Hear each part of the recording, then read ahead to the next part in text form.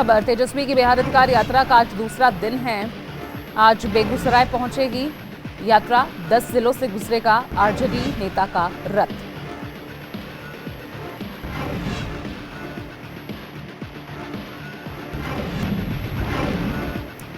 और बड़ी खबर आपको बता दें, दिल्ली सरकार आज दिव्यांगों को देगी बड़ी सौगात। पीएम मोदी के जन्मदिन पर यह सौगात दी जाएगी। दिव्यांगों की देखभाल करने वालों को 6,000 रुपए हर महीने मिलेंगे। बड़ी खबर, रेखा गुप्ता, सरकार की बड़ी सौगात। और बड़ी खबर इस बीच माता के भक्तों के लिए बड़ी खुशखबरी। आज से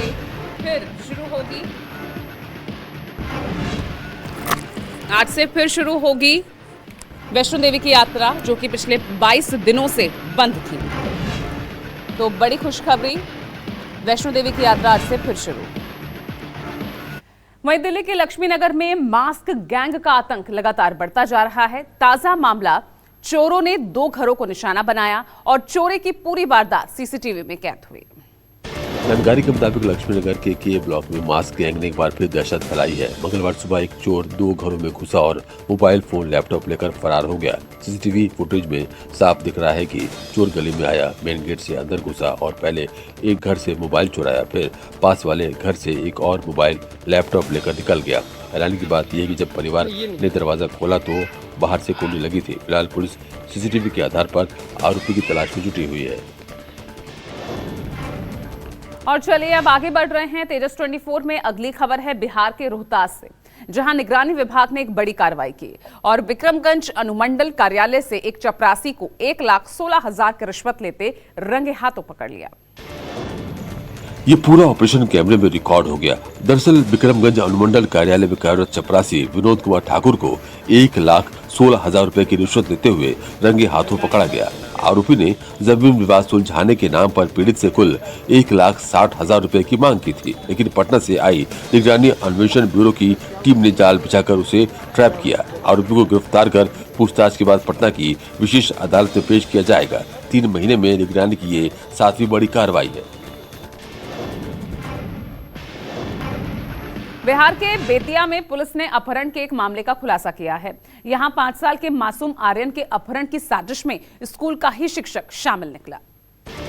दरअसल 5 साल के छात्र आर्यन के अपहरण की साजिश में स्कूल के शिक्षक राजू चौधरी और आर्यन के पिता का जानकार राहुल शर्मा शामिल था। राहुल ने फिरौती के इरादे से बच्चे का अपहरण किया और शिक्षक ने उसी समय की जानकारी दी। बच्चा जैसे स्कूल से बाहर निकला, अपहरणकर्ता उसे लेकर फरार हो गया और पहले बस से रामनगर पहुंचा, फिर अवध एक्सप्रेस से गोरखपुर की ओर रवाना हो गया, लेकिन पुलिस टीम ने तुरंत कार्रवाई करते हुए बच्चे को सुरक्षित बरामद कर लिया। बिहार के सहरसा से एक शर्मनाक खबर सामने आई, जहां नग्न अवस्था में महिला का शव मिलने के बाद पूरे इलाके में बवाल मच गया, जिसके बाद गुस्साए ग्रामीणों ने आरोपी की सरेआम पिटाई की और हाईवे पर जाम लगाकर आगजनी कर दी। गुस्साए भीड़ ने आरोपी को पीट कर अधमरा कर दिया। मामला सिमरी बख्तियारपुर के भटपुरा गांव का है, जहां महिला का नग्न शव मिलने से हड़कंप मच गया। आशंका है कि दुष्कर्म के बाद हत्या की गई है। ग्रामीणों ने हाईवे पर शव रखकर सड़क जाम कर दिया और आगजनी शुरू कर दी। इसी दौरान पूरी सुरक्षा में ले जाए जा रहे एक आरोपी धीरेन्द्र शाह की ग्रामीणों ने सरेआम पिटाई की। अहमदाबाद के नामी बिल्डर हिम्मत रुडानी के हत्यारों का पुलिस ने खुलासा कर दिया है। पुलिस ने अहमदाबाद की सड़कों पर बिल्डर के हत्यारों की परेड निकाली। दोनों आरोपी कान पकड़कर और हाथ जोड़कर माफी मांगते नजर आ रहे हैं। साथ में पुलिस टीम भी नजर आ रही है। दरअसल करोड़ों की प्रॉपर्टी डील और पुराने विवाद को लेकर बिल्डर हिम्मत रुडानी की हत्या उन्हीं के business partner builder Mansukh Lakhani उर्फ जैकी ने करवाई थी। हत्या के लिए 1.25 करोड़ और एक मकान की सुपारी दी गई थी। बिल्डर का शव उसकी मर्सिडीज कार की डिक्की से बरामद हुआ था। पश्चिमी दिल्ली के तिलक नगर थाने में एक युवती ने खूब हंगामा किया। ये देख थाने में अचानक अफरा तफरी मच गई। थोड़ी देर तक तो पुलिस वालों को भी कुछ समझ में नहीं आया कि आखिर लड़की ऐसा क्यों कर रही है, लेकिन कुछ देर बाद पुलिस वालों ने थोड़ी सख्ती दिखाई। पुलिस ने युवती का मेडिकल टेस्ट कराने के लिए कहा। ये सुनते ही नशे में धुत लड़की मौका देखकर वहां से भाग खड़ी हुई। दरअसल युवती एक कैब में बैठकर थाने पहुंची थी और कैब चालक पर छेड़खानी का आरोप लगा रही थी। पुलिस ने बाद में कैब चालक को छोड़ दिया।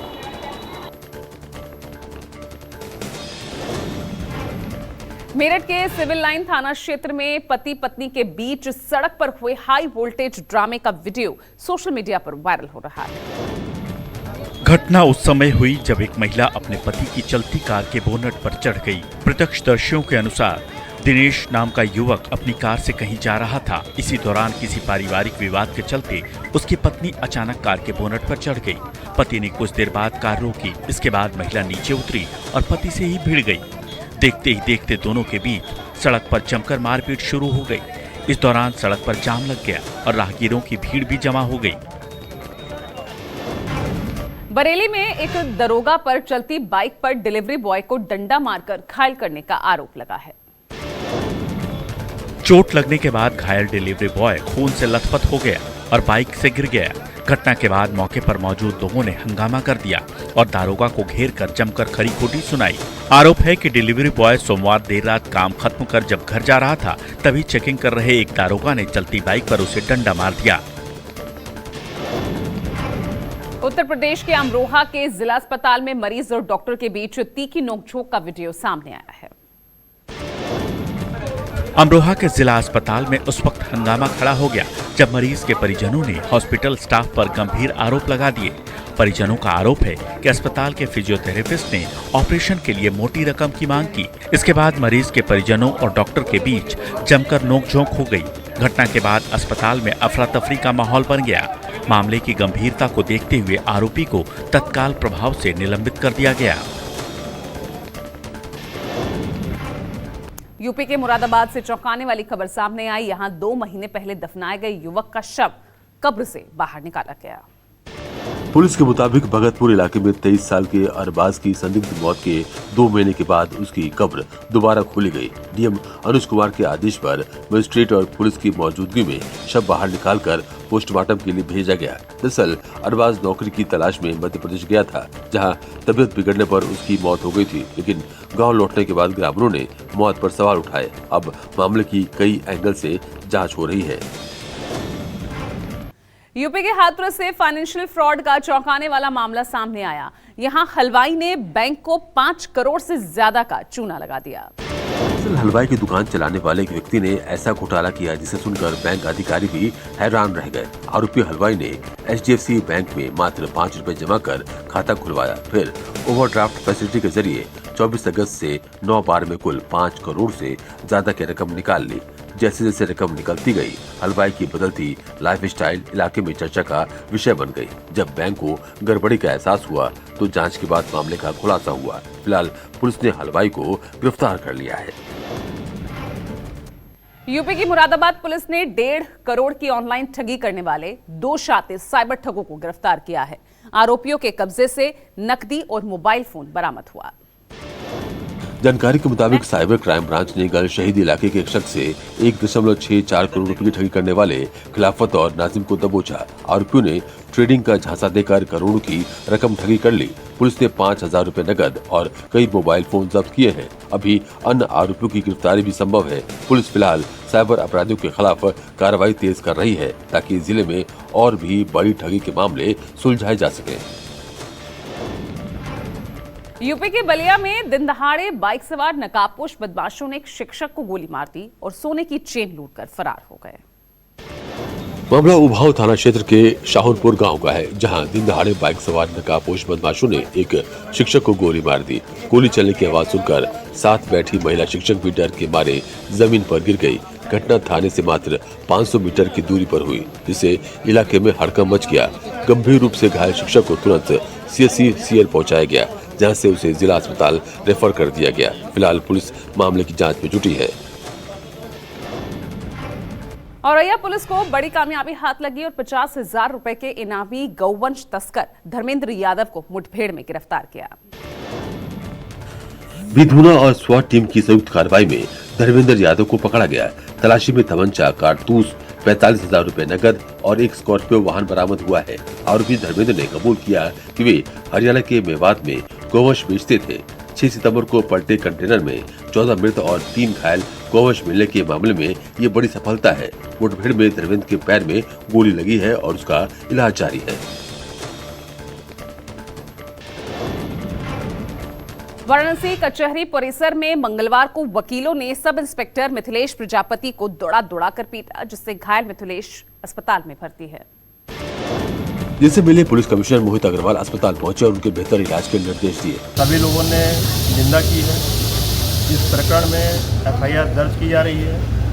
सीसीटीवी फुटेज वहां का प्राप्त कर लिया गया है। सीसीटीवी फुटेज के आधार पर जिन व्यक्तियों के द्वारा भी ये कुकृत्य किया गया है, दुस्साहस किया गया है, उन सबके विरुद्ध कड़ी से कड़ी कार्रवाई इसमें की जाएगी। वही कचहरी में दुर्गा के वकीलों द्वारा पिटाई की जानकारी के बाद ही वाराणसी पुलिस विभाग में आक्रोश है। इस मामले में पहले ही एफआईआर दर्ज कर लिया गया है। अब इस घटना का सीसीटीवी फुटेज भी सामने आ गया है, जिसके आधार पर आरोपियों की पहचान की जा रही है। कुछ दिन पहले दुर्गा का एक वकील से विवाद हुआ था। इसी रंजिश में इस घटना को अंजाम दिया गया। मेरठ पौड़ी हाईवे पर खतरनाक स्टंट का एक वीडियो वायरल हो रहा है। बाइक पर खड़े होकर स्टंट करता एक युवक नजर आया। वीडियो में युवक मवाना थाना क्षेत्र के भैंसा टोल के पास बाइक पर खड़े होकर स्टंट करता दिखाई दे रहा है। 52 सेकंड के इस वीडियो में युवक सड़क पर स्टंट करते हुए टोल प्लाजा को पार करता है। उसके पड़ोस से कार से लेकर ट्रक कई गाड़ियां गुजरती हैं, लेकिन वो बेखौफ नजर आ रहा है। युवक इस स्टंट के जरिए न सिर्फ अपनी बल्कि रोड पर चलने वाले राहगीरों की जान को भी जोखिम में डाल रहा है। रील बनाने और व्यूज बढ़ाने के चक्कर में हाल के दिनों में इस तरह के मामले लगातार बढ़ते जा रहे हैं। खबर ओडिशा के पुरी से, जहां चिता पर मुखाग्नि से ठीक पहले जिंदा हो गई महिला शमशान से वापस घर लौटी। पुरी के गंजम में एक अनोखा चमत्कार देखने को मिला। यहाँ एक महिला मरने के बाद अचानक जिंदा हो गई तो घर वाले भी स्तब्ध रह गए। दरअसल एक 86 साल की महिला को अस्पताल में मृत घोषित कर दिया गया और पुरी शमशान घाट पर अंतिम संस्कार की तैयारी होने लगी, लेकिन चिता पर रखने से ठीक पहले बुजुर्ग महिला के जीवित होने के संकेत मिले। आनन फानन में अंतिम संस्कार रोका गया और उन्हें पुरी मेडिकल कॉलेज ले जाया गया, जहां डॉक्टरों ने महिला के जीवित होने की पुष्टि की और अब उनका इलाज चल रहा है। जबलपुर के मेडिकल कॉलेज में चूहों का आतंक देखने को मिला। एमवाई अस्पताल के बाद अब नेताजी सुभाष चंद्र बोस मेडिकल कॉलेज में मरीजों पर चूहों का अटैक दिखा। यहां इलाज के लिए आए 2 मरीजों और एक परिजन के पैरों को चूहों ने कतर दिया है। बताया जा रहा है कि मेडिकल कॉलेज के मानसिक रोग विभाग में भर्ती 2 मरीज और एक परिजन के पैर और एड़ी को चूहों ने कतर दिया। लोगों का कहना है कि पिछले 1 महीने से मानसिक रोग विभाग में चूहों के आतंक की शिकायत की जा रही है, लेकिन अस्पताल प्रबंधन इस ओर कोई कदम नहीं उठा रहा।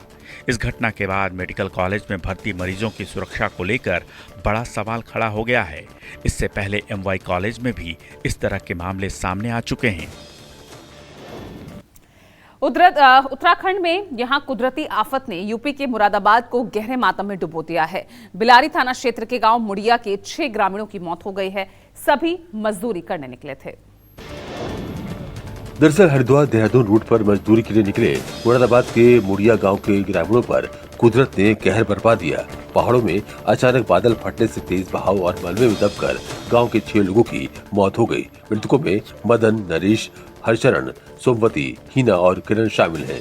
3 लोग अब भी लापता हैं। गांव में मातम पसरा हुआ है। मुख्यमंत्री योगी आदित्यनाथ ने घटना पर शोक जताया है और मृतकों के परिजनों को 2-2 लाख रुपए की सहायता राशि देने का ऐलान किया है।